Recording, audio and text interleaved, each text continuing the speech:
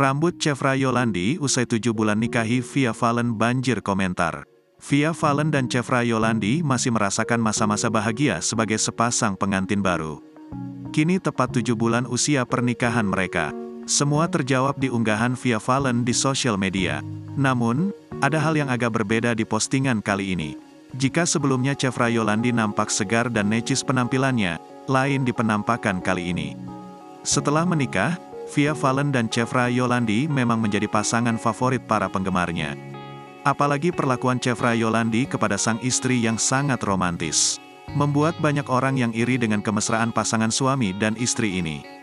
Bahkan di saat Via Valen mengalami keguguran, sang suami selalu berada di sampingnya memberikan dukungan dan semangat.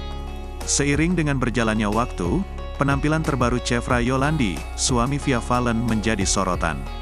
Pasalnya dalam sebuah unggahan cerita di Instagram, Chevra Yolandi terlihat berbeda dari biasanya. Penampilan suami Via Valen terlihat lusuh dengan rambut keriting dan kumis bak tak terawat.